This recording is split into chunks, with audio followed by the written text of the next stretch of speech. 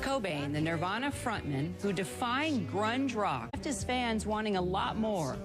Well, now unreleased music from Cobain surfaces, and that's not all.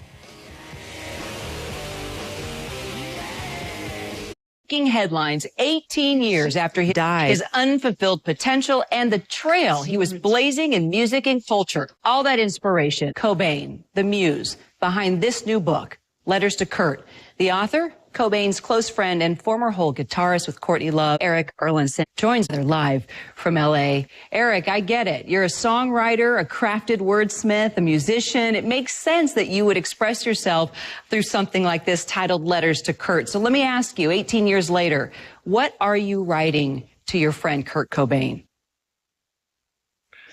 I'm writing my frustration at the time and everything that had been going on in my life. I started writing the prose poem letters in 2010, and I was going through, some financial issues and some contractual issues that were broken, and I felt that he would be the only person that would understand where I was coming from. So I began writing those prose poem letters to him, just reflecting on my past. It's like you have this, you carry with you all these people that have affected your life and your, all your experiences and people that are now gone. And, eventually the burden becomes unbearable and you have to express yourself. And I guess that's how art happens. It's like, it is fascinating just thinking about the concept here, because I know you were working on this for 10 years. I can't even imagine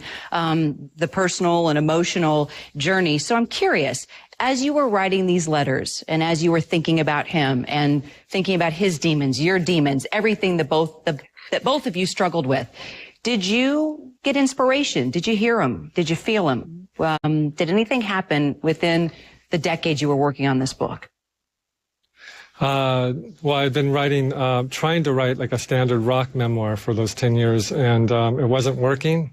And so I discovered this book by Jim Harrison, who's a great writer who wrote Legends of the Fall and a great poet. And I was inspired by his book, Letters to Yesenin, which was his prose poem letters to a Russian poet who had committed suicide in the 1920s.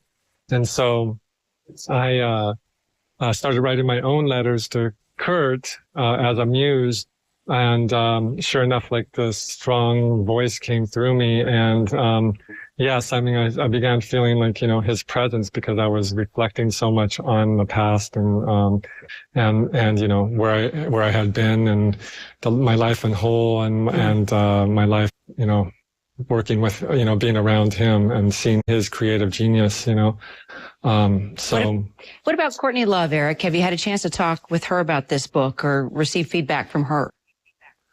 I received some feedback. I haven't really spoken to her about it, but the book is not really about my relationship with her and doesn't really concern. I'm more concerned with the bigger issue of which is suicide, putting aside the topic of suicide back on the table and starting and trying to end the stigma around it and really get people to reflect on it. I mean,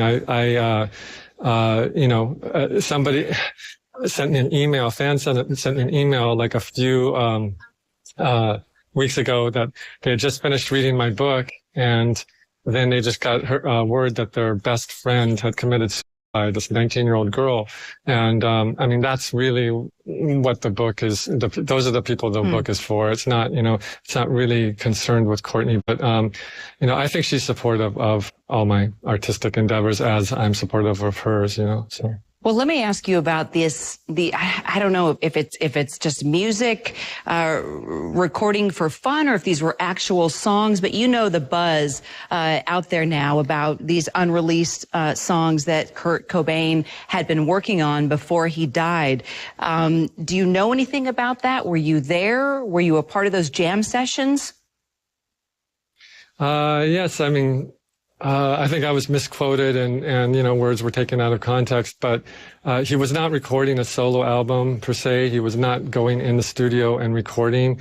I mean, he was working out ideas on, you know, like I have a handheld cassette recorder. This is still the way I work out ideas.